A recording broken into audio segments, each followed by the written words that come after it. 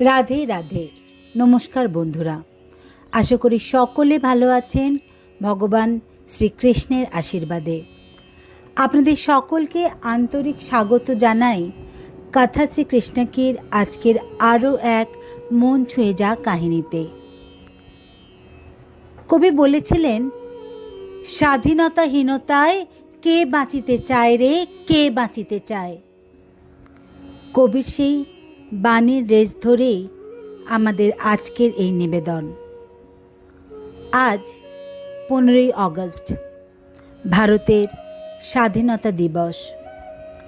আজ আমরা দেশের জন্য প্রাণ দিয়েছেন এমন অসংখ্য বীর শহীদদের স্মরণ করি। কিন্তু আজকের এই দিনে আমি আপনাদের নিয়ে যাব এক ভিন্ন সময়ে, ভিন্ন যুগে, দাপর যুগ, যেখানে মথুরা এক নিষ্ঠুর শাসকের কবলে বন্দী ছিল। মথুরা একসময় শান্তি, আনন্দ আর ভক্তির শহর ছিল, কিন্তু কংসের রাজত্বে সেই শহর পরিণত হয়েছিল ভয়ের নগরীতে। রাস্তার ধারে হাসি হারিয়ে গিয়েছিল, গৃহে গৃহে আলো ম্লান হয়ে গিয়েছিল।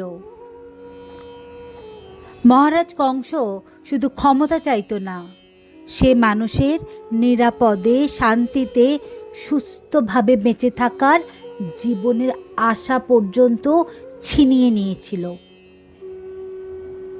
শহরের প্রতিটি কোণায় প্রহরী, প্রতিটি মুখে আতঙ্ক। তবুও মানুষ চুপচাপ সহ্য করছিল, কারণ তারা বিশ্বাস করত কোথাও না কোথাও, কোনো না কোনো একদিন শ্রীকৃষ্ণ নিশ্চয়ই আসবেন। যে কৃষ্ণ শুধু গোপাল নয়, তিনি মুক্তিদাতাও। ভাগ্যের পাতায় তখন লেখা হচ্ছিল মথুরাবাসীর মুক্তির গল্প। শ্রীকৃষ্ণ ও বলরাম, দুই ভাই, দুই যোদ্ধা, প্রবেশ করলেন মথুরায়। শ্রীকৃষ্ণ জানতেন এটা শুধু এক যুদ্ধ নয়, এটা হবে এক নতুন সূর্যোদয়।